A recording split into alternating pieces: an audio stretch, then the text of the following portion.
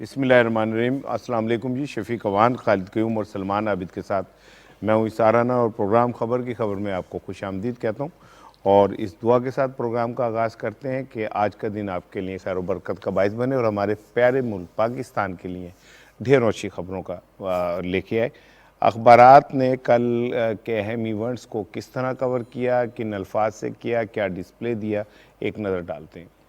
سفارتی محاذ پر پاکستان کی بڑی کامیابی، OIC وزرائے خارجہ کانفرنس کا آج سے آغاز، وزیر اعظم سیاسی محاذ پر سرگرم، ارکان اسمبلی کی ملاقاتوں کا سلسلہ جاری اور صدارتی ریفرنس پر سپریم کورٹ کے لارجر بینچ کو تشکیل دینے کو آج کے تمام قومی اخبارات نے فرنٹ پیجز پر ڈسپلے کیا ہے۔ روزنامہ پاکستان کی سرخی کے الفاظ ہیں، مہمانوں کی آمد جاری، OIC وزرائے خارجہ کانفرنس آج شروع ہوگی، 150 سے زائد قراردادیں منظور ہونے کا امکان۔ روزنامہ نوائے وقت نے وزیر اعظم کی سیاسی ملاقاتوں کو سرخی کے طور پر لیا، وقت آنے پر اپوزیشن کو چونکا دوں گا وزیر اعظم، ارکان اسمبلی کی ملاقاتیں مکمل اظہار اعتماد۔ روزنامہ نئی بات کی سرخی صدارتی ریفرنس سے متعلق ہے، سپریم کورٹ منحرف ارکان کے خلاف صدارتی ریفرنس دائر، لارجر بینچ تشکیل 24 مارچ کو سماعت۔ اسی خبر کو روزنامہ جنگ نے ہائی لائٹ کیا، اسمبلی کی جنگ وہی لڑیں، کسی کو ووٹ سے نہیں روکا جا سکتا، جمہوریت برقرار رکھنے کے لیے مصالحاتی کردار ادا کر رہے ہیں سپریم کورٹ۔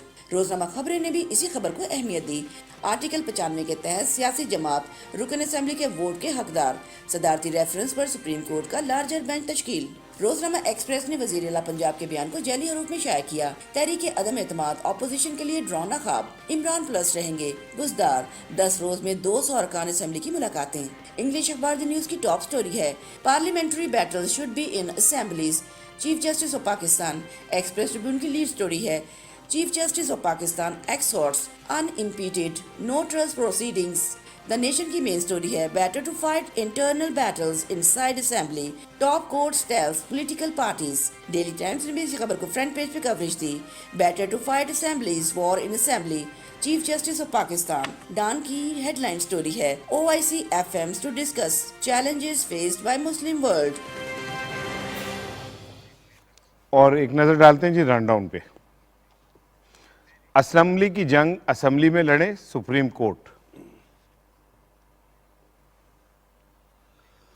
OIC وزرائے خارجہ کا 48واں اجلاس، مسئلہ کشمیر سمیت 150 قرارداد پیش ہوں گی۔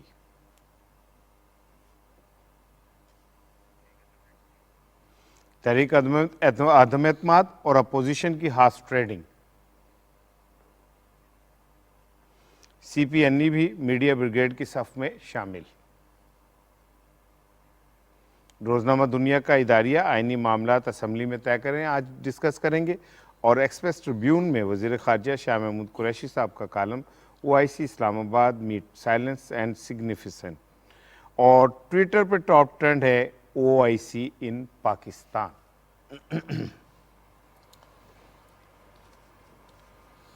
السلام علیکم جناب، کیا حال ہے صاحب کا؟ ٹھیک ٹھاک ہیں؟ کل 23 مارچ ہے الحمدللہ، اور ایک بڑا تاریخی دن ہے۔ تاریخی دن تو آج سے ہی شروع ہو گیا ہے، اور آج 48واں اجلاس ہے OIC کا پاکستان میں، ایک بڑی کامیابی ہے۔ کل جو عدالت میں سپریم کورٹ میں 2 اہم پٹیشنز تھیں، ایک جو تھی وہ سپریم کورٹ بار ایسوسیشن کی جانب سے تھی، اور دوسری جو تھی وہ حکومت کا صدارتی ریفرنس تھا۔ صدارتی ریفرنس پر تو لارجر بینچ کا جو ہے وہ بنانے کا فیصلہ ہو گیا ہے، لیکن کل معزز عدالت نے کہا کہ جی جو اسمبلی کی جنگ ہے وہ اسمبلی میں ہی لڑی جائے تو بہتر ہے۔ اور یہ سپریم کورٹ بار کی جو تھی نا پٹیشن، اس کو آپ اپوزیشن کی پٹیشن ہی سمجھیں تو کافی بہتر ہوگا۔ ہمارے ساتھ موجود ہیں بیرسٹر علی ظفر صاحب، جی جی، کیونکہ کل وہ پیش بھی ہوئے حکومت کی جانب سے۔ السلام علیکم بیرسٹر صاحب، کیا کل آپ پیش ہوئے عدالت میں تو کیا صورتحال رہی سر؟ جہاں تک معاملہ تھا 95 کا کہ ووٹنگ کو ہونے دینا چاہیے یا نہیں، اس میں کوئی رکاوٹ تو نہیں ڈالیں گے۔ PTI کی طرف سے میں نے کہا تھا کہ ہم آئین اور قانون میں کی بالادستی میں یقین رکھتے ہیں، ہم جمہوریت میں بھی یقین رکھتے ہیں، اور ہم کسی قسم کی مداخلت جس نے جانا ہے اپنی مرضی سے وہ جائے ووٹ کرے، ہم اس میں رکاوٹ نہیں ڈالیں گے۔ لیکن ہم نے اپنی جہاں تک انسٹرکشنز دینی تھی اپنی جو پارلیمنٹیرینز ہیں ان کو ہم نے انسٹرکشنز دے دی ہیں کہ وہ نہیں جائیں گے، لیکن ہم زبردستی کسی کے ساتھ نہیں کریں گے۔ ہم کوئی ایسا ماحول ماحول نہیں بنائیں گے کہ ہم لوگوں کو روک کے زبردستی ان کو پارلیمنٹ نہ جانے دیں. تو اس اسٹیٹمنٹ کے بعد سپریم کورٹ نے کہا کہ یہ بالکل درست ہے, ہم یہی چاہتے ہیں کہ کسی قسم کی رکاوٹ نہ ہو ووٹنگ سسٹم میں. اچھا سر, جو صدارتی ریفرنس دائر کیا ہے اس کا بھی تھوڑا سا ہمیں بتائیے گا کہ وہ کیا ہے, اور کل عدالت میں جب آپ نے پیش کیا تو کیا وہاں پہ صورتحال تھی؟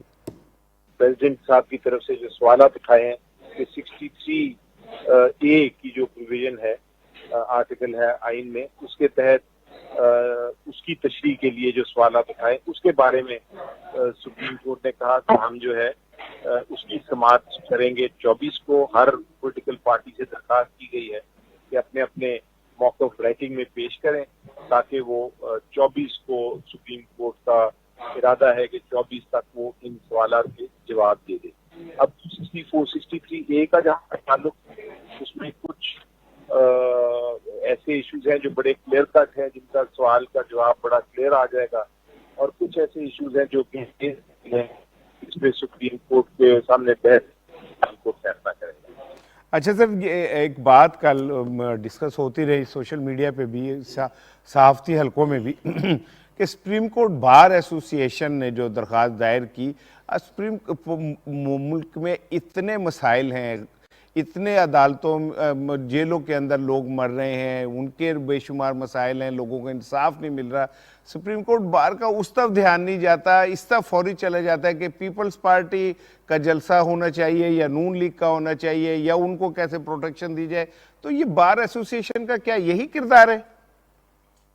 آپ بالکل درست فرما رہے ہیں, میرا بھی یہی خیال ہے, میرا بھی یہی ویو پوائنٹ ہے, اور بڑا کلیئر ویو پوائنٹ ہے کہ سپریم کورٹ بار ایسوسی ایشن کو نیوٹرل ہی رہنا پڑتا ہے. وہ کسی پولیٹیکل پارٹی کی سائڈ لے کے پولیٹیکل ایشوز میں انوالو نہیں ہوتا, اسپیشلی سپریم کورٹ کو بیچ میں انوالو نہیں کرتا. تو یہ پٹیشن جو فائل کی گئی ہے میری نظر میں یہ درست نہیں تھی. لیکن ایک آفس کی بات اگر میں کروں, ایک بات سننے میں آ رہی ہے جس پہ مجھے بھی اب تھوڑا یقین ہو رہا ہے, اور بات کچھ عجیب ہے لیکن کرتا جاؤ اس کا, اور وہ یہ ہے کہ شاید یہ اس لیے فائل کی گئی تھی کسی پولیٹیکل پارٹی کے کہنے پہ, اپوزیشن کے کہنے پہ کچھ لوگ کہتے ہیں, کیونکہ اپوزیشن کے پاس اتنا جلسہ کرنے کی تعداد نہیں تھی, تو انہوں نے یہ کہا کہ ہم بندوق سپریم کورٹ کے کندھوں پہ رکھ کے چلاتے ہیں. سپریم کورٹ باہر سے ریکویسٹ کی کہ آپ کوشش کریں کہ یہ جلسے جو ہیں دونوں پارٹیز کے ختم ہو جائیں, تاکہ ہمارا وہ چھوٹا جلسہ اور پی ٹی آئی کا بڑا جلسہ کے سامنے وہ لوگ اس کو کمپیئر نہ کر سکیں. تو یہ ایک ریومر چل رہا ہے, پتہ نہیں کہاں تک درست ہے, لیکن ہو بھی سکتا ہے درست. بہت شکریہ سینیٹر علی ظفر صاحب, ہم سے بات کر رہے تھے. شفیق صاحب, علی ظفر صاحب نے بڑی امپورٹنٹ بات کی, انہوں نے کہا کہ یہ گفتگو چل رہی ہے کہ یہ پٹیشن اس لیے دائر کی گئی کہ جلسے ملتوی ہو جائیں, کیونکہ اپوزیشن کو یہ خوف ہے کہ پی ٹی آئی بہت بڑا شو کرے گی اور ہم سے ہو نہیں سکے گا. تو یہ جو سپریم کورٹ بار کا کردار ہے, یہ کیا پولیٹیکل جماعتوں کے یہ سہولت کار کا کردار بن گیا؟ دیکھیں, یہ جو آپ نے بات کہی ہے نا کہ جلسہ کے علی ظفر نے بھی کہا کہ یہ کیوں اپنا پٹیشن میں گئے, کہ انہیں پتہ ہے کہ جو عمران خان نے کال دی 27 مارچ کی, اس کے مقابلے میں ان کی جلسی ہوگی. سوشل میڈیا پہ اور کچھ ٹی وی پروگرام میں بھی یہ ڈسکس ہوا ہے کہ یہ اس لیے گئے ہیں کہ وہ اتنے وہ عوام اکٹھے نہیں کر سکتے. اب دیکھیں, یہ مقابلہ تو اب میدان میں ہونا چاہیے. سیاسی جو میں اس کے بھی خلاف ہوں کہ یہ سپریم کورٹ میں گئے ہیں, اور سیاسی معاملات جو ہے وہ سیاسی پلیٹ فارم پہ حل ہونے چاہیے. فرض کرنا ہے کہ سپریم کورٹ نے کل کوئی فیصلہ دے دیا تو یہ بائنڈنگ ہو جائے گا نا, پھر تو آپ کو ہر صورت میں آپ عمل کرنا پڑے گا. تو پھر یہ جو ریسنٹ یہ کل کے ڈیولپمنٹ چل رہی ہے کہ اس لیے گئے ہیں کہ تاکہ دونوں جلسے منسوخ کیے جائیں. اس میں زیادہ تر نا پیپلز پارٹی کا ہے کہ بیک بائی مولانا فضل الرحمان, نون اس میں تھوڑا پیچھے ہے کہ بھئی یہ اس لیے گئے ہیں کہ دونوں جلسے نہ ہوں تاکہ ان کا بھی بھرم رہ جائے. بھائی بھرم جہاں تو آپ مقابلہ کریں میدان میں آ کے, جو کال دی آپ نے لانگ مارچ کی بلاول نے اور مریم نے اور اپنا مولانا صاحب نے, یا تو آپ آ کے اس کا مقابلہ میدان میں کریں.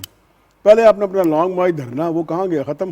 اب 23 مارچ بھی آ گئی ہے, وہ بھی گزر گئی. اب اس لیے وہ خوفزدہ ہے کہ اگر عوام کا سیلاب اس کو عمران خان کی کال پہ آ گیا تو ایک بہت بڑا مورل پریشر ہوگا. جو ٹرن کوٹ ہوئے ہیں جنہوں نے وفاداریاں تبدیل کی یا جو لوٹے ہوئے ہیں ان پہ مورل پریشر ہوگا, اور لوگوں کا ہجوم دیکھ کے انہیں سوچنا پڑے گا کہ بھائی یہ لوگ ابھی تک عمران خان کے ساتھ ہیں. تو میرے خیال میں اس کو ایک تو ہماری جو اپوزیشن ہے, پی ڈی ایم ہے, پیپلز پارٹی ہے, اس کو نا سپریم کورٹ کے پیچھے نہیں چھپنا چاہیے.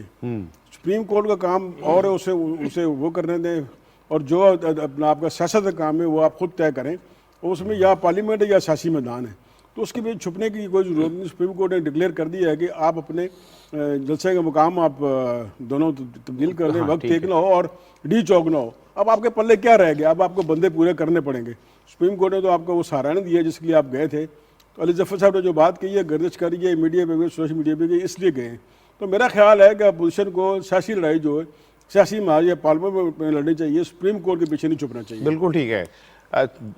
سپریم کورٹ بار ہے, یہ پچھلے کچھ عرصے سے ان کی جو ایکٹیویٹی ہے خاصی سیاسی آسمہ جہانگیر والے شو سے شروع ہو کے اب تک ایسا لگتا ہے جیسے کہ وہ ایک اپوزیشن جماعت کے طور پہ کردار ادا کر رہی ہے. دیکھیے بدقسمتی یہ ہے کہ اگر آپ کی سپریم کورٹ بار خود ایک سیاسی فریق بن جائے اور ایک مخصوص جماعت یا مخصوص اتحاد کے ایجنڈے کے ساتھ خود کو جوڑ لے, جیسے آپ نے کہا کہ آسمہ جہانگیر کی کانفرنس سے لے کے اب تک کے عمل کو دیکھیے, تو آپ کو لگتا ہے کہ سپریم کورٹ ایک فیسلیٹیٹر ہے, سہولت کار ہے ہمارے ہاں اس متحدہ اپوزیشن کو جس کا مقصد حکومت کو گرانا ہے. سپریم کورٹ بار جی دیکھیں نا, ان کا تو ایجنڈے کے ساتھ وہ جڑے ہوئے ہیں, وہ تو باقاعدہ اس اپوزیشن کے ایجنڈے کی بنیاد کے اوپر سیاست کر رہے ہیں. صحیح. تو اپوزیشن کا ایجنڈا کیا ہے؟ عمران خان حکومت کو گرانا, عمران خان کو گھر بھیجنا. اب آپ مجھے بتائیے کہ اگر آپ بار ایسوسیشن ہیں تو آپ کو فریقین کے درمیان بیچ میں اپنے آپ کو کیوں الجھانے کی ضرورت ہے؟ یہ معاملہ دو سیاسی جماعتوں کا ہے, دو سیاسی اتحادوں کا ہے, سیاسی فریقین کا ہے. جیسے کل عدالت نے کہا کہ آپ سیاسی معاملات جو ہے وہ پارلیمنٹ کے اندر حل کریں, تو آپ اب اس میں کیوں فریق بن رہے ہیں؟ تو ایک تو یہ کہ یہ سارا متنازع مسئلہ ہے, اور یہ بات جو علی ظفر صاحب نے کی ہے, جیسے آپ نے بھی کہا, شفیق نے بھی کہا کہ میڈیا کے اندر بڑی گردش کر رہی ہے کہ سیاسی جماعتوں نے کہا کہ اگر ہم براہ راست اس کے اندر پٹیشن لے کے جائیں گے تو کہیں ہماری سیاسی سکی نہ ہو, تو اس لیے ہمیں ایک فورم چاہیے. تو وہ فورم تو اویلیبل تھا جو انہوں نے دیا ہے. پھر آپ کو پتہ ہے کہ سپریم کورٹ بار کے عہدیداروں کی جس طرح تواتر کے ساتھ ملاقاتیں جو ہیں وہ اپوزیشن کے لوگوں کے ساتھ ہو رہی ہیں, تو جو ظاہر کرتا ہے کہ ان کا ایجنڈا اور ان کا ایجنڈا ایک ہے. تو اس لیے میں یہ سمجھتا ہوں, اور ایک بڑی اچھی بات جو ہے نا, جو یہ ایجنڈا لے کے گئے تھے صرف اس حد تک نہیں کہ جلسہ جو ہے اس کو منسوخ کروا دیا جائے اور جلسہ منسوخ ہو جائے گا تو سارا مسئلہ حل ہو جائے گا, بلکہ کل وہ جو حکومت نے خود 63A کی ڈیفینیشن کے کانٹیکس میں جو پٹیشن دائر کی ہے اس کی بھی اگر آپ پہلے دن کی پروسیڈنگ دیکھیں نا تو ان کو کافی سیٹ بیک ہوا ہے اس پورے گروپ کو جو اپوزیشن کے ساتھ کھڑا ہوا ہے, اور جن کو اس میں میڈیا کے لوگ ہیں, اس میں بار ایسوسیشنز کے لوگ ہیں, اس میں اور لوگ ہیں, سوشل میڈیا ایکٹیوسٹ ہیں, وہ یہ سمجھ رہے تھے کہ کل سارا کا سارا کام جو ہے نا وہ حکومت کے خلاف چلا جائے گا. تو میرا خیال ہے کہ یہ جو ہم پولیٹیکل ایڈونچر کرنا چاہتے ہیں نا سیاسی پلیٹ فارم کی بجائے دوسرے پلیٹ فارم کو یوز کر کے, اس کا کوئی فائدہ نہیں ہوگا, اس سے یہ ادارے متنازع ہو جائیں گے. اور میں آپ کو بتاؤں کہ جو سپریم کورٹ بار ہے بہرحال ایک بہت بڑا فورم ہے اور اس کی ایک بڑی پولیٹیکل ایک لیجیٹیمیسی ہے, لیگل لیجیٹیمیسی ہے, ایک نمائندہ فورم ہے.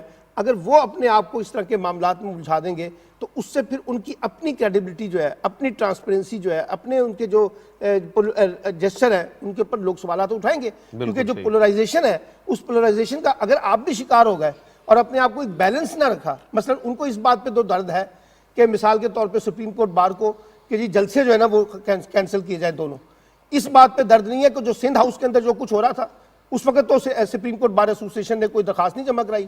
یہ جو فلور کراسنگ کے معاملات ہیں اس کے اوپر تو وہ نہیں آئے. تو میرا خیال ہے کہ جب آپ اس طرح کے ایک مخصوص ایجنڈے کے ساتھ خود کو جوڑیں گے تو لوگ آپ پہ سوالات تو اٹھائیں گے.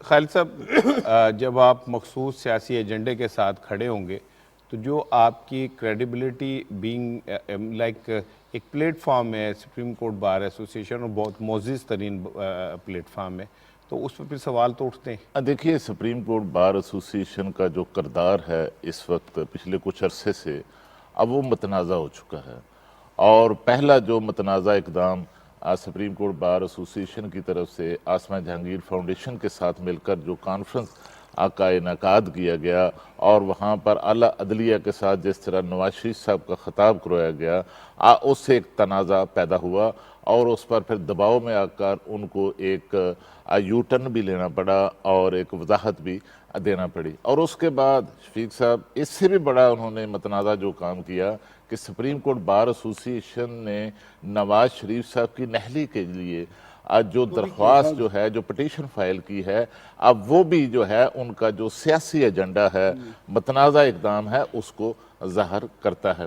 اور اس کے بعد اب یہ تیسرا جو ہے یہ سپریم کورٹ میں جو ہے یہ اپوزیشن کا ایجنڈا لے کر جو ہے سپریم کورٹ بار ایسوسی ایشن گئی ہے. اور سپریم کورٹ بار ایسوسی ایشن میں آپ کو بتاؤں کہ اس وقت اپوزیشن جماعتوں کی بظاہر لگتا ہے کہ وہ اتحادی بن چکی ہے اور ایک اتحادی کا کردار جو ہے اب وہ سپریم کورٹ بار ایسوسی ایشن کی طرف سے ادا کیا جا رہا ہے. اور اب سپریم کورٹ بار ایسوسی ایشن کا کام یہ ہے کہ وہ پٹیشنز کرے, وہ قومی معاملات پر پٹیشنز کریں, لیکن ان کی جو پٹیشنز اور درخواستیں ہیں سپریم کورٹ اور دوسری عدلیہ میں اب وہ مفاد عامہ میں ہونا چاہیے, کسی اپوزیشن جماعت کا اعلی کار نہیں بننا چاہیے. اور دوسرا میں آپ کو بتاؤں کہ یہ جو گروپ ہے عاصمہ جہانگیر گروپ, یہ اس میں تمام جماعتوں کے جو لوگ ہیں ان کی نمائندگی ہے. علی ظفر صاحب جو ابھی بات کر رہے تھے, جو اختلاف کر رہے تھے ان کے ایجنڈے سے, وہ بھی اسی گروپ کو سپورٹ کرتے رہے ہیں. پی ٹی آئی کے اندر اور بھی بے شمار جو کئی وفاقی وزراء ہیں اور دوسری شخصیات ہیں, سینٹرز ہیں, ایم این ایز ہیں اور وکلاء ہیں, اور وہ بطور وکیل اس گروپ کا حصہ ہیں. اور اس پر جو ہے گروپ کے اندر بڑی مجھے بغاوت جو ہے وہ نظر آ رہی ہے. اور شفیق صاحب میں آپ کو بتاؤں کہ یہ آئین پاکستان کے تحت سپریم کورٹ آف پاکستان نے جو کہا کہ جائیں اسمبلی کے اندر, اسمبلی کے معاملہ طے کریں, اور اسی طرح اسی آئین کے تحت یہ بھی ہے کہ سپریم کورٹ کا بھی کوئی کنڈکٹ جو ہے وہ پارلیمنٹ کے اندر ڈسکس نہیں ہو سکتا. سرحان صاحب, ہم نے دیکھا جاوید چودھری صاحب آئے کہ ہاں ہم ہاؤس ریڈنگ کر رہے ہیں, جاوید لطیف صاحب سوری, پھر وہ اپنا نا وہ میڈیا بریگیڈ کے والے سے جاوید لطیف نے کہا کہ ہاں میں ہاؤس ریڈنگ کر رہا ہوں, یہ نیشنل میڈیا پہ کہا انہوں نے. پھر آپ دیکھیں جو ایک ایم این اے نے کہا پی ٹی آئی کی مجھے 16 کروڑ کی آفر ہوئی.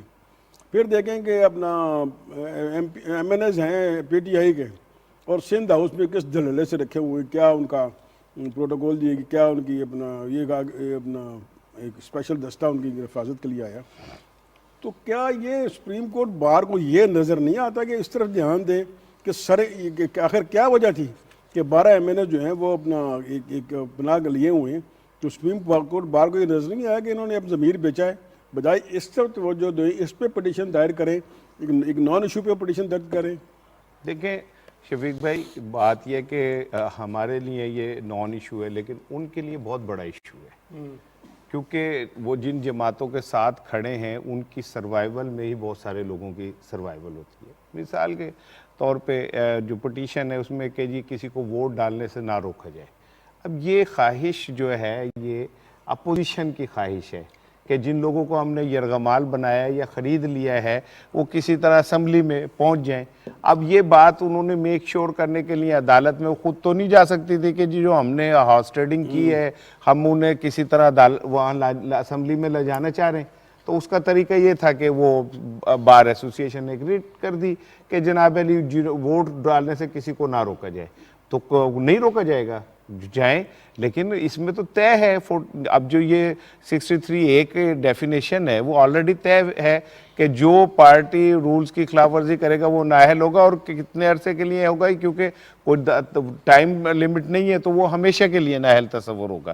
سو دوسری چیز یہ شفیق صاحب جو آپ نے بات کی بالکل ٹھیک ہے. دیکھیں اس ملک سے کیا کس کو نہیں پتا کہ دولت لوٹ کے باہر لے جائی گئی, کس کو نہیں پتا کہ اس ملک کے اندر جعلی اکاؤنٹس کے ذریعے چپڑاسیوں کے اکاؤنٹ میں اربوں روپے ٹرانسفر ہوئے, کسے نہیں پتا کہ کھربوں روپے ٹی ٹیز کے ذریعے ادھر ادھر بھیجے گئے, کسے نہیں پتا کہ اس ملک کے اندر ملکی ذرائع کو وسائل کو بے دردی سے لوٹا گیا. کیا سپریم کورٹ بار ایسوسی ایشن نے کبھی اس پہ غور کیا ہے؟ کیا کبھی اس نے پاکستان کی قوم کی نمائندہ تنظیم کے طور پہ یہ کبھی سوچا کہ ہمیں اس سلسلے میں عدالت کے دروازے پہ جانا چاہیے کہ یہ پیسے واپس آنے چاہیے یا لٹیروں کو نکیل ڈالنی چاہیے؟ کیا قوم صرف یہ سوچے کہ جو اس ملک کے طاقتور طبقے ہیں ان کے پیچھے وہ تمام تنظیمیں بھی کھڑی ہیں جن کا کام یہ ہے کہ وہ غریبوں اور مظلوموں کو حق دلائیں. تو پھر حق مظلوم اور غریب کہاں جائیں گے؟ اگر یہ ساری تنظیمیں بھی طاقتوروں اور لٹیروں کے ساتھ کھڑی ہو جائیں گی. احسن بھون صاحب کا بڑا کنٹریبیوشن ہے وکلا تحریک کے اندر. میں نے کتاب لکھی تھی, میں نے اس پہ ان کو بہت خراج تحسین دیا تھا, اور میں ان سے یہ توقع رکھتا ہوں کہ احسن بھون صاحب اس سے باہر نکل کے غریبوں کے لیے کام کریں, پٹیشن دائر کریں نا کہ جو پیسے لندن میں, امریکہ میں اور خلیج کے ممالک میں پاکستان کے گئے ہیں انہیں واپس لایا جائے. جو ان کا رول ہے, قوم کے ہیرو ہیں تو قوم کے ہیرو کے طور پہ سامنے آئے. ان وڈیروں کے ساتھ کھڑے ہونے سے کیا مل جائے گا؟ میں تو نہیں سمجھتا کہ کوئی یہ بہت بڑی خدمت ہوگی قوم کی. سر میں ایک شارٹ آپ کو دکھانا چاہتا ہوں. یہ ساؤتھ افریقہ کی ایک مسجد میں ایک امام صاحب نے کل خطاب کیا, اور وہ کیا خطاب تھا وہ اس کا میں تھوڑی سی جھلک دکھانا چاہتا ہوں آپ کو. And therefore I salute the Prime Minister of Pakistan, Mr. Imran Khan, when NATO told him that he must get involved in this conflict, his country must get involved and be pro-Russia. He told them in no uncertain terms, do you take us for your slaves? We are not your fools. As we will say in Cape Town, we're not your laity. We are not your slaves. اور I salute Imran Khan. پوری دنیا جو ہے اس بات کو تسلیم کر رہی ہے, اور آج OIC کا جو اجلاس ہے وہ اس بات کی دلالت کرتا ہے کہ اسلامی دنیا جو ہے وہ پاکستان کے مقام کو پوری طرح انڈرسٹینڈ بھی کرتی ہے, تسلیم بھی کرتی ہے. 150 قراردادیں جو پیش ہوں گی شفیق صاحب وہ اسلامی دنیا کے حوالے سے ہی ہوں گی. یہ ایک بہت بڑا میں سمجھتا ہوں کریڈٹ ہے جو آج پاکستان کو ملنے جا رہا ہے. بالکل دیکھیں یہ کریڈٹ بھی عمران خان کے صاحب کے حصے میں آئے کہ انہوں نے اپنے دور میں یہ کانفرنس بلائی اور سب نے رسپونڈ کیا. لیکن کانفرنس تو ہر کوئی انویٹیشن دیتا ہے, لیکن اسلامی ممالک نے رسپونڈ کیا اور تمام کے جو ہیں وزیر خارجہ یہاں پہ آ رہے ہیں, اور چائنا اسپیشل گیسٹ آ رہا ہے. اور چائنا کے آنے سے نا یہ آپ کے امریکہ اور دوسرے جو یورپین ہیں وہ ان کے پیٹ میں مروڑ اٹھے گی. اصل یہ ہے کہ پاکستان ہے نا ایک جو ڈپلومیٹک فرنٹ پہ ایک ابھر کے سامنے آ رہا ہے, اور یہ تمام لوگوں کا ایک ملک میں آنا اور اس میں اپنا شریک ہونا یہ ظاہر کرتا ہے کہ اس سے دیکھیں, اس سے ایک تو ایک آپ کا جو بھی قراردادیں آپ نے کشمیر کی, افغانستان کی, دوسری آپ نے کہی یہ پاس ہوگی, لیکن جو ایک امپیکٹ جاتا ہے نا دنیا میں کہ ہم ایک پیسفل نیشن ہے اور ہم ایسے ایونٹ کرا سکتے ہیں.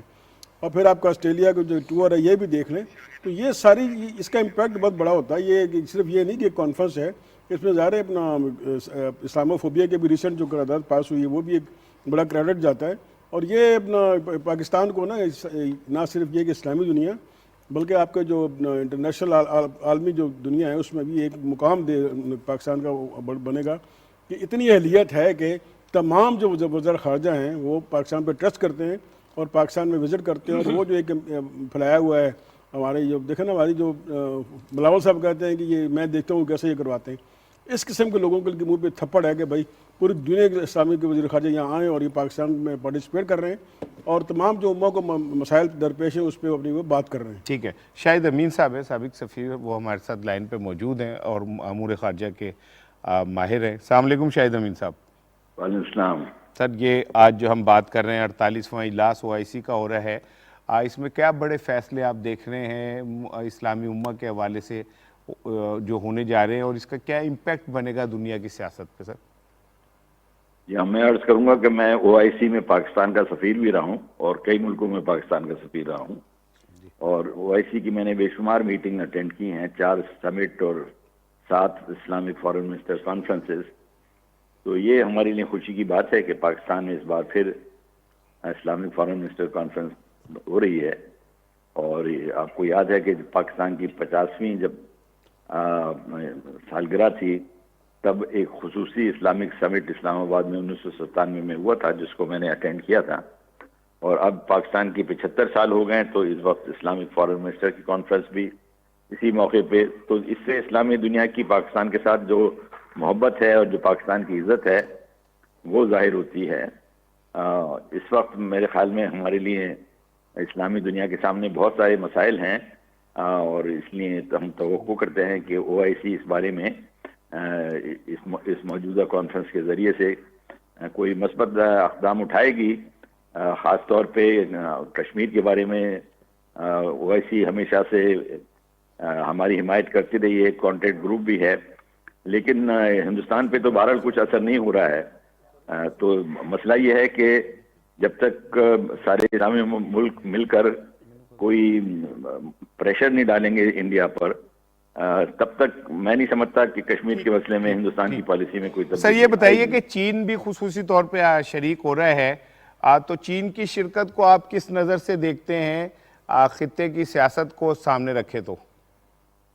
یہ جی ایک بڑی اس کی ایک اہمیت نظر آتی ہے, کیونکہ میں نہیں سمجھتا اس سے پہلے کبھی چین کے وزیر خارجہ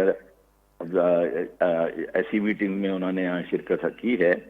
تو ایک اس سے یہ بھی ظاہر ہوتا ہے کہ چین پاکستان کے ساتھ تعلقات کو اور اسلامی دنیا کے ساتھ تعلقات کو کتنی اہمیت دے رہا ہے. اور ایسے موقع پہ جبکہ دنیا میں ہر قسم کا کرائسس ہے, یوکرین کا کرائسس ہے اور کیا ہے, جس میں چین کا بھی ایک بڑا انوالومنٹ نظر آتا ہے, ان کا یہاں آنا جو ہے وہ خصوصی اہمیت رکھتا ہے. اور یقیناً بعض ایسے مسائل ہیں جس میں چین کی دلچسپی ہے. اسلاموفوبیا جو ہے, انٹرنیشنل ٹیررزم ہے, پھر اقتصادی تعاون ہے, سی پیک ہے, ان کا روڈ اینڈ انیشیٹو جو ہے, مختلف ایسی چیزیں ہیں جس میں اسلامی ملک بھی جو اس کے زمرے میں آتے ہیں. تو یقیناً چین کے وزیر خارجہ کے آنے کے بعد ہم سمجھتے ہیں کہ ایک تو اوآئی کی اہمیت جو ہے وہ بھی بڑھ جاتی ہے کہ چین جیسا بڑا ملک جو ہے اس نے اپنے وزیر خارجہ کو بھیجا ہے, تو ہم ان کا خیر مقدم کرتے ہیں. جی بہت شکریہ سر, بہت شکریہ. ہم سے بات کر رہے تھے شاہد امین صاحب. شاہد محمود قریشی صاحب کا بھی کالم ہے آج ایکسپریس ٹریبیون میں, اور انہوں نے اسی حوالے سے بڑی سیر حاصل گفتگو کرتے ہوئے ان کا کہ افغانستان اور کشمیر جو ہے وہ ہمارا بنیادی ایجنڈا ہوگا. دیکھیں بات یہ ہے کہ یہ اوآئی ایک ایسے موقع پر منعقد کی جا رہی ہے جب ایک بہت بڑا بوسٹ اپ مسلم دنیا کو پرائم منسٹر عمران خان کی ایفرٹ سے ملا ہے کہ جو اسلامی فوبیا ہے اس کا ایک عالمی دن 15 مارچ جو ہے اس کو منانے کا UN نے اعلان کیا. اس نے مسلم دنیا کے اندر یہ احساس پیدا کیا ہے کہ اگر OIC جو مسلم فورم ہے, اگر یہ صحیح طریقے سے اپنا ایجنڈا جو مسلم دنیا کا ایجنڈا اس کو پیش کرے اور اس کے اوپر ایڈوکیسی کرے, اس کے اوپر لابنگ کرے اور اس کے پاس ایک اچھی لیڈرشپ ہو, تو ہم یورپ کے ساتھ بعض معاملات کے اندر اپنے لیے ایک بڑا برج کا رول پلے کر سکتے ہیں. شاہ محمود قریشی صاحب نے بھی اس کالم میں یہی بنیادی نقطہ اٹھایا ہے کہ ہم چاہتے ہیں کہ OIC کو زیادہ سے زیادہ ایکٹیویٹ کیا جائے, زیادہ سے زیادہ ایکٹیو کیا جائے, پرو ایکٹیو کیا جائے. اور کیوں پرو ایکٹیو کیا جائے کہ جو مسلم دنیا کے جو چیلنجز ہیں ان کو بیس کر کے, چاہے وہ اکنامکس ہیں, چاہے وہ سوشل ایشوز ہیں, چاہے وہ ریلیجس ایشوز ہیں, چاہے وہ ویسٹ میں اور یہاں پہ مسلم دنیا کے اندر جو گیپ ہے اس کو برج کرنے کی کوشش ہے. تو میں سمجھتا ہوں کہ ایک بڑا شاندار فورم ہے. اور یہ میں آپ کو بتاؤں کہ یہ جو آج کا فورم ہے آپ دیکھیے گا کہ اس میں جو سب سے بڑی اپریسیشن ہے وہ پاکستان کو جائے گی کہ جو رول انہوں نے نہ صرف میزبانی کا اس کے اندر بلکہ جو اسلامی فوبیا کے حوالے سے جو رول پلے کیا اس سے آپ دیکھیے گا کہ اس کا جو ایجنڈا ہے وہ بڑا ابھر کے سامنے آئے گا. اور مسلم دنیا کے درمیان, اور یہ جو چائنا کی بات کی ہے نا شاہد صاحب نے بالکل ٹھیک کی ہے کہ چائنا کی شرکت سے بھی لگتا یہ ہے کہ اس پورے ریجن کے اندر جو مسلم دنیا ہے اس کے اندر کس طریقے سے جو پاور کوریڈور ہے وہ اپنا انٹرسٹ شو کر رہے ہیں. تو میں یہ سمجھتا ہوں یہ ایک بہت بڑی اپرچونٹی پاکستان کے پاس آئی ہے. اور یہ میں آپ کو بتاؤں, آپ کو پتہ بھی ہے کہ اس حکومت سے پہلے بھی OIC موجود تھا, یہ کوئی نیا تو نہیں ہے, لیکن جتنا پچھلے 3 سالوں میں OIC نے اپنے آپ کو ایکٹیویٹ کیا ہے, اور جب پرائم منسٹر عمران خان صاحب گئے تھے وہاں پر اور جا کے انہوں نے OIC کے پہلے اجلاس سے خطاب کیا تھا, تو اس میں انہوں نے کہا تھا کہ جو چیلنجز ہیں ہمیں ان کو فیس کرنا چاہیے, نہ یہ کہ ہم یہاں پہ صرف قراردادیں پیش کرتے رہیں. عملی طور پہ اس فورم کو ایکٹیویٹ کرنے کی ضرورت ہے, اور میں سمجھ رہا ہوں کہ ہم اسی کی طرف آگے بڑھ رہے ہیں. ٹھیک ہے خالد صاحب, ٹاپ ٹرینڈ بھی جو ہے OIC ان پاکستان, پورا پاکستان اس کے لیے جو ہے ایک جوش و جذبہ ہے. علی ظفر نے ہم جو ہے نغمہ بھی دوبارہ سے گیا ہے اور بڑا مشہور ہوا ہے.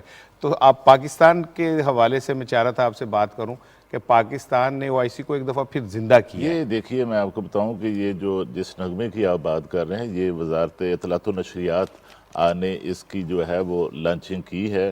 اور دوسرا میں آپ کو بتاؤں کہ OIC جو ہے اب وہ پاکستان کے لیے بہت بڑا آزاد ہے کہ 15 سال بعد جو ہے OIC کی جو اینول میٹنگ ہے وہ پاکستان ہونے جا رہی ہے. اور اس کے ساتھ اگر آپ دیکھیں تو پچھلے صرف چند ماہ کے اندر جو ہے یہ OIC کا دوسرا اجلاس ہے، جو اس سے پہلے ہیومینیٹیرین گراؤنڈز پر افغانستان کی امداد کے لیے جو OIC کا پاکستان میں اجلاس ہوا، اس کے اثرات آپ نے پوری دنیا میں دیکھے، اور پھر UNO میں جو ہے پھر جو پابندیاں تھی افغانستان کو جو ہیومینیٹیرین بیس پر بنیاد پر گراؤنڈ پر جو امداد کی بحالی کے لیے وہاں پر جو شرائط تھی شیخ صاحب، وہ ان کو پھر نرم کیا گیا اور امداد کی بحالی کا سلسلہ جو ہے وہ شروع ہوا۔ اور دیکھیے کہ OIC کی تشکیل میں بھی جو ہے پاکستان کا بہت بڑا ایک کردار ہے، ذوالفقار علی بھٹو کا کردار ہے، اور اس کو فعال بنانے میں اس کے بعد ہم نے دیکھا کہ 93 میں محترمہ بینظیر بھٹو کا بھی ایک بین الاقوامی سطح پر ایک بڑا کردار تھا، جب OIC میں حریت کانفرنس کو جو ہے شامل کیا گیا، ان کو نمائندگی دی گئی۔ لیکن مجھے افسوس ہوتا ہے کہ محترمہ بینظیر بھٹو کے جو بیٹے ہیں اور ذوالفقار علی بھٹو کے جو نواسے ہیں، انہوں نے جو ہے اپنے نانا کی اور اپنی والدہ کا جو بیانیہ تھا OIC کے حوالے سے بیان دے کر اس کی نفی کی۔ ٹھیک ہے، چلیں وہ تو ایک فون کال کے بعد، اب وہ چھوٹے بچے ہیں تو سمجھ جاتے ہیں، بچہ کرتا ہے کوئی بات، لیکن جب بڑے پیار سے سمجھاتے ہیں تو انہیں سمجھ بھی آ جاتی ہے۔ اچھا سر، عدم اعتماد اور اپوزیشن کی جانب سے جو ہارس ٹریڈنگ ہے نا، اس پہ بڑا شور مچا ہوا ہے، اور نصرت واحد صاحبہ ہیں، MNA ہیں، انہوں نے تو کل اس پہ پرسوں بات بھی کی، وہ ہمارے ساتھ ذرا لائن پہ موجود ہیں۔ کل ان کی وزیر اعظم صاحب سے ملاقات ہوئی ہے اس حوالے سے، تو میں کہ ذرا ان سے اپڈیٹ لیتے ہیں۔ میم السلام علیکم، آپ کی ملاقات ہوئی وزیر اعظم صاحب سے، تو کیا بات ہوئی اس میں؟ بالکل، وزیر اعظم نے نہیں پوچھا کہ کس نے آپ کو آفر کی ہے اور کتنے کی آفر کی، یہ تو خیر میں اپنے ویڈیو بیان میں بتائش کی تھی، لیکن وہ ہی واز ویری ہیپی، انہوں نے کہا کہ بہت اچھا ہوا کہ آپ سامنے آ گئیں، کیونکہ آفرز تو ظاہر ہے بہت سارے لوگوں کو ہو رہی ہے، ہم سارے MPA MLA کی ملاقات ہوئی ہے تو اس میں کافی لوگوں نے یہ بات کی کہ ہمیں بھی کہا گیا، ہمیں بھی کہا گیا، لیکن لوگ ڈرتے ہیں، ظاہر ہے کہ کیونکہ آپ کو پتہ ہے کیا ہوتا ہے، تو کس سے ڈرتے ہیں؟ پارٹی سے، پیپلز پارٹی سے ڈرتے ہیں۔ پیپلز پارٹی سے میڈم کیوں ڈرتے ہیں؟ آپ کو نہیں پتا کیوں ڈرتے ہیں؟ تھوڑا سا ایک کسی اس کا چینل کا کیمرہ مین تھا، اس نے ان کی ٹرین مارچ دکھا دی تھی، جس میں وہ عورتیں بیچاری رو رہی تھیں کہ ہمیں 1,000 روپے لے کے آئے، تو وہ بھی تک نہیں ہمیں ملے، بریانی کی پلیٹیں تک نہیں ملی، یہ پرانی بات ہے۔ تو اس کے بعد اس نے کافی اس کو لمبا کر کے دکھایا تھا اپنے چینل پہ، اس کو کیا کیا انہوں نے، گلے میں پھندا ڈال کے مار دیا۔ تو لوگ ڈرتے ہیں کہ ان کے بہت لمبے ہاتھ ہیں۔ تو خیر آج میرے ہسبینڈ نے بھی مجھے یہ کہا کہ تم مت جاؤ میڈیا میں، مت کرو، اب تو ہو گیا کام۔ تو بس اب آپ کو پتا ہے کہ جب تاجر نے آفر کی تھی 16 کروڑ کی آفر کی تھی، کس نے کہا تھا یہ نہیں، میں آپ کو بتا رہی ہوں، اس کو میں نے ابھی تک کسی کو بھی نہیں بتایا۔ تو یہ کب بتائیں گی آپ کہ کس نے آفر کی تھی؟ کوئی خاص وقت طے کیا آپ نے؟ نہیں، میں نہیں بتاؤں گی، کسی نے مطلب بہت ہی اس سے کہا تھا کہ میں چاہتا ہوں کہ آپ آئیں اس میں، اور اگر فرض کریں آپ کو عدالت طلب کرتی ہے تو آپ پھر وہاں تو نام بتانا پڑے گا آپ کو؟ ہاں پھر شاید بتا دوں۔ پھر شاید بتا دیں گی، ٹھیک۔ تو وزیر اعظم نے کیا ہدایت کی آپ کو اس حوالے سے؟ کچھ بھی نہیں، ہی واز ہیپی کہ آپ نے اسٹینڈ لیا، بس۔ He was happy. لیکن یہ مسئلہ دیکھیں نا، بات یہ ہے سال صاحب آپ اس پہ بتائیں، کل اسد عمر نے بھی یہ کہا ہے کہ ہمارے پاس بہت سے ایسے ایویڈنس آ گئے ہیں اور ایسے شواہد ہیں جو یہ ثابت کرتے ہیں کہ یہاں پر جو ہے نا ہارس ٹریڈنگ ہوئی ہے۔ یہ پیپلز پارٹی کا اس دفعہ کریکٹر جو ہے بڑا عجیب و غریب نہیں رہا اس ہارس ٹریڈنگ کے حوالے سے؟ لیکن سر سب سے افسوسناک بات یہ ہے کہ کل پیپلز پارٹی نے 2 ارکان اسمبلی PTI کے ان کے خلاف مقدمہ درج کیا ہے، اور وہ احتجاج کر رہے تھے، اور ایک طرف آپ کہتے ہیں ہمارا احتجاج حق ہے، آپ سندھ سے گاڑیاں بھر کے اور لوگوں کو لے کے اسلام آباد پہنچتے ہیں اور کہتے ہیں ہمارا حق ہے، لیکن جب PTI کے ارکان اسمبلی نے کل رمیش کمار کے گھر کے باہر مظاہرہ کیا تو آپ نے ان پہ پرچے درج کر لیے، گرفتاریاں کر دی۔ تو آپ کا اصل جمہوری چہرہ یہ ہے۔ میری اطلاعات یہ ہے کہ آنے والے دنوں میں PTI کے جو ارکان اسمبلی ہیں ان کے خلاف مقدمات درج کرنے کا سندھ حکومت نے فیصلہ کیا ہے۔ اس سے بڑی فستائیت اور کوئی نہیں ہو سکتی۔ پیپلز پارٹی کا چہرہ مسخ کر دیا آصف علی زرداری نے، وہ چہرہ جو بینظیر بھٹو نے جمہوریت کے نام پہ بنایا تھا یا ذوالفقار علی بھٹو نے بنایا تھا، آصف علی زرداری نے اس چہرے کو سیاہ ترین چہرہ کر دیا ہے. اور جس بری طرح پیپلز پارٹی ماضی میں ہرٹ ہوتی رہی ہے ہارس ٹریڈنگ سے, اب ایسا لگتا ہے کہ وہ سارے قصے ختم ہو کے ایک نئی تاریخ لکھی جا رہی ہے جس میں آصف علی زرداری کا نام لکھا جائے گا کہ انہوں نے ہارس ٹریڈنگ کو ایک نیا رخ دیا. اور لوگ تو یہ کہتے ہیں شفیق صاحب کہ دنیا کی سب سے مہنگی لیگ IPL ہے جہاں کھلاڑیوں کی بولیاں لگتی ہیں. میں سمجھتا ہوں سب سے مہنگی لیگ جو ہے وہ ہماری تحریک عدم اعتماد ہے جس میں ایک آدمی کو 16 کروڑ روپے تک کی تو لگ جاتی, اتنے تو بڑے پلیئر کو نہیں لگتی. ایسے تو ہماری خواہش یہ ہے کہ سپریم کورٹ اس دفعہ یہ سارا معاملہ طے کر لے بالکل ایک اور دفعہ. ایک دفعہ یہ فیصلہ ہو جائے کہ پاکستان میں اس طرح کی فلور کراسنگ کرنے والے لوگ جو ہیں ان کے لیے کوئی قابل جسے کہتے ہیں نا معافی نہیں ہونی اور چاہیے. ہم سمجھتے ہیں کہ ایک ایسا سخت اقدام کریں کہ آئندہ کسی کو یہ سوچ ہی نہ سکے. رانا صاحب دیکھیں آئین کی تشریح جو ہے نا وہ کرتی ہے عدالت, جہاں کوئی ایمبیگوٹی ہو, یہاں کوئی جس میں واضح نہ ہو.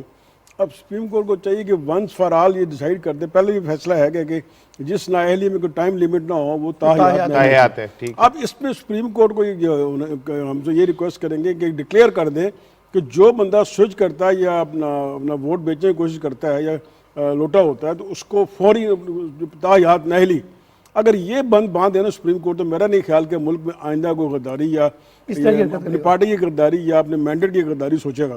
تو میرے خیال ہے سپریم کورٹ کو ایک بار فیصلہ کر دینا چاہیے, تاریخی فیصلہ, کہ جو پہلے اپنا ایک فل بینچ نے کیا ہوا ہے کہ جس میں نااہلی مدت فکس نہ ہو, تاحیات ہوتی ہے.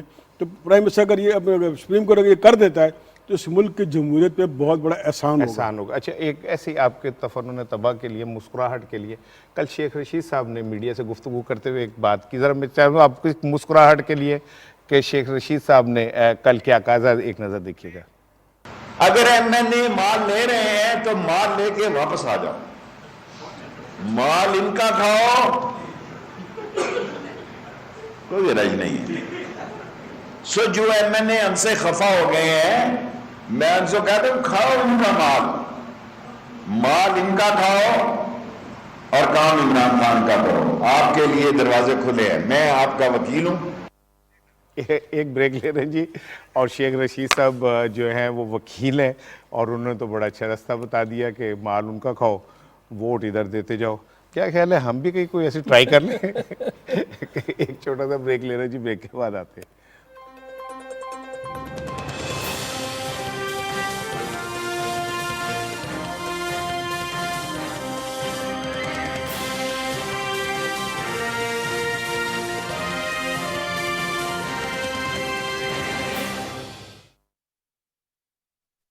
We are looking forward to see members of OIC in Islamabad on the 22 of March to discuss Palestine and the region issues. It's very important to see most of the high authorities of the Muslim world in Islamabad.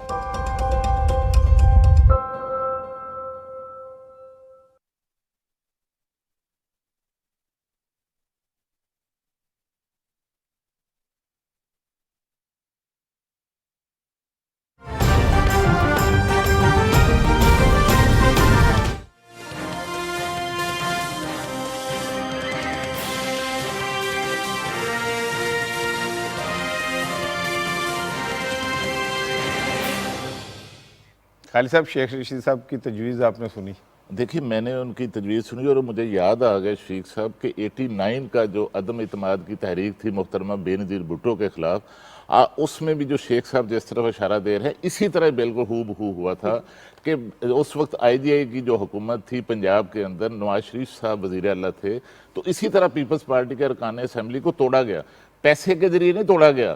Lahore کے اندر یہ garden town اور جوہر town کے اندر جو MNAs توڑے گئے تھے ان کو plot دیے گئے تھے, اور پلاٹ بھی وہ تھے جو ویلفیئر کے لیے چھوڑے گئے تھے, جو سکولوں کے لیے چھوڑے گئے تھے, جو وہاں پر لائبریریز کے لیے چھوڑے گئے تھے, یتیموں کے لیے چھوڑے گئے تھے.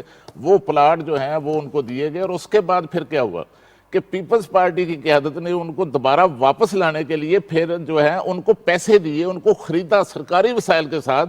تو اس طرح جو ہے یہ شیخ رشید صاحب جو ہیں وہ جو اشارہ دے رہے ہیں یہ ماضی میں ہو چکا ہے.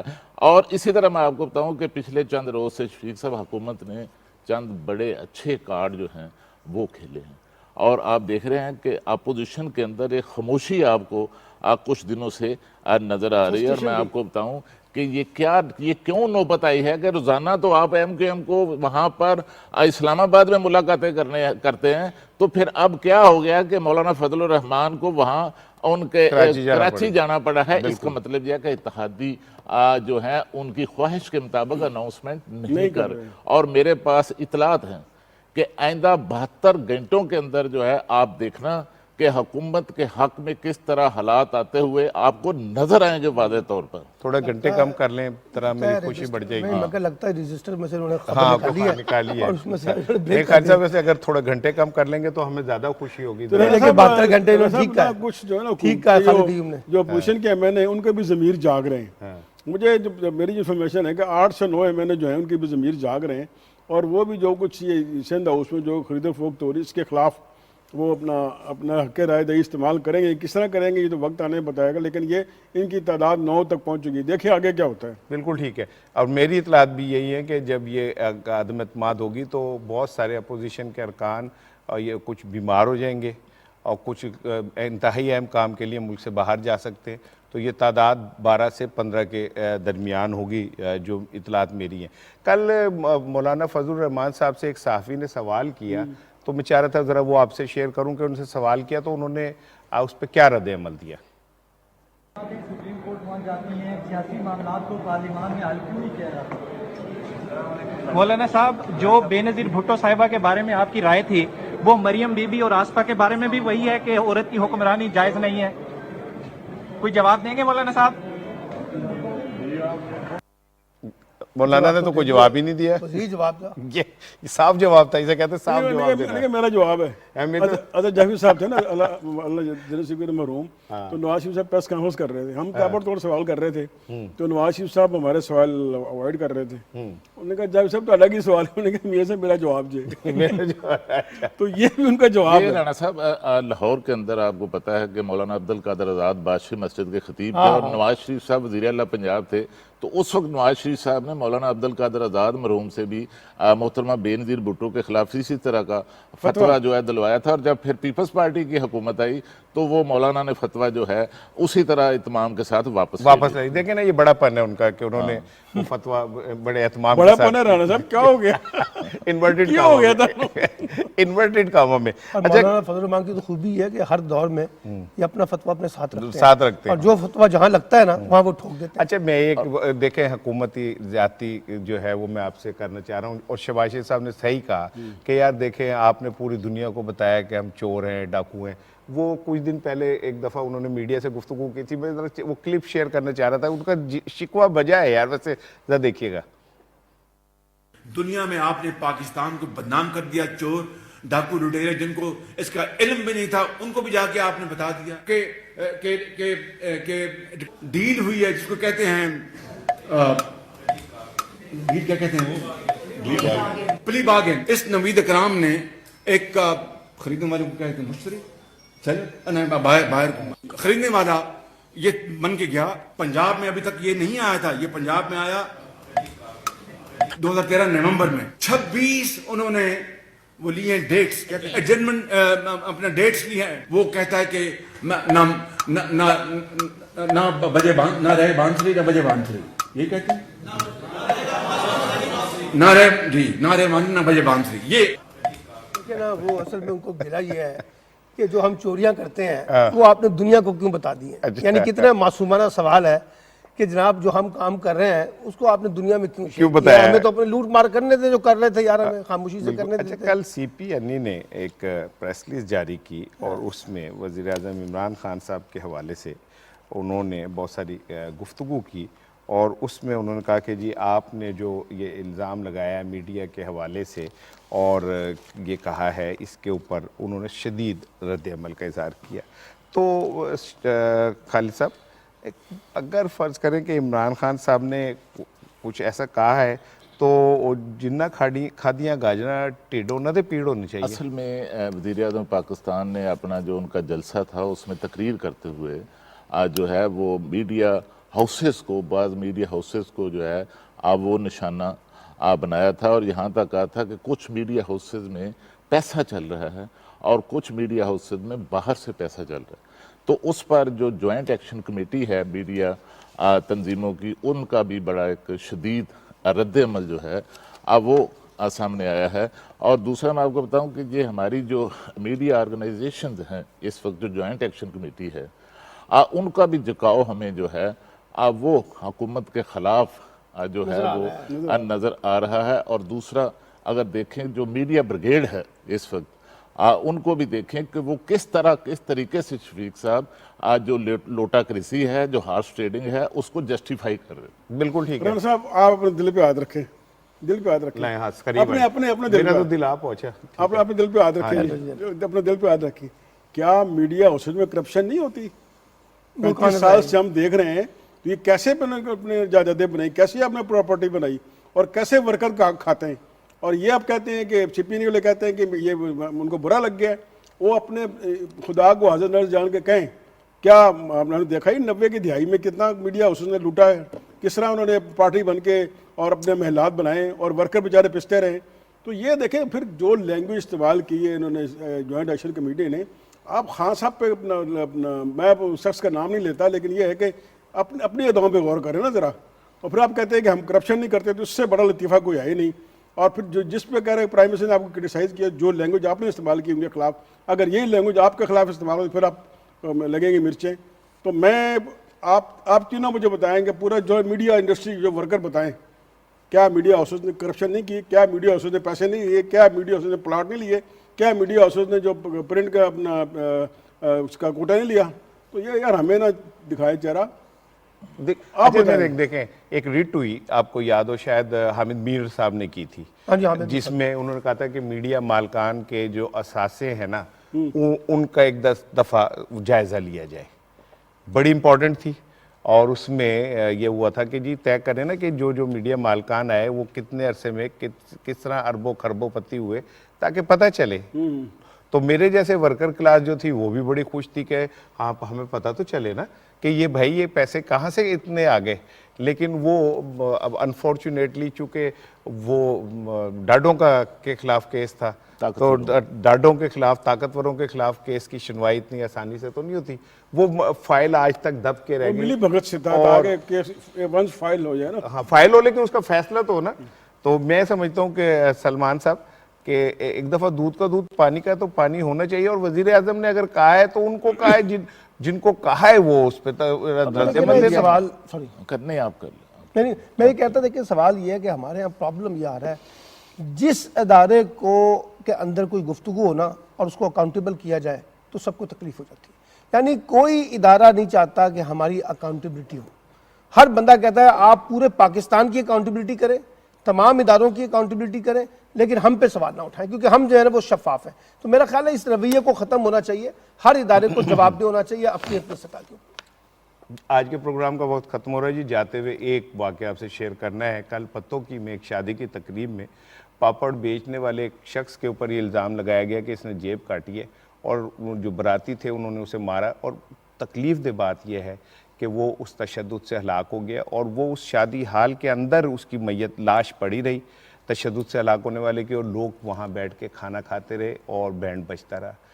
ہم کس طرح اللہ سے اس بات کی توقع رکھتے ہیں کہ وہ ہم پہ رحم کرے، جب ہم خود اپنے ارد گرد رہنے والوں پہ رحم نہیں کرتے۔ اتنی سفاکیت کہ ہم اپنے ہاتھوں سے لوگوں کو مار دیں اور ان کی میت ہمارے بیچ میں پڑی اور ہم روٹی کھاتے ہیں۔ کیسے حلق سے نوالا اتر جاتا ہے، کیسے ہمارے اندر کا انسان مر جاتا ہے اس سطح کے اوپر کہ اسے یاد نہیں رہتا کہ ایک بندہ مرا پڑا ہے، اور آپ بیٹھ کے روٹیاں کھا رہے ہوتے ہیں، کہہ لگا رہے ہوتے ہیں۔ اپنی اداؤں پہ غور کریں۔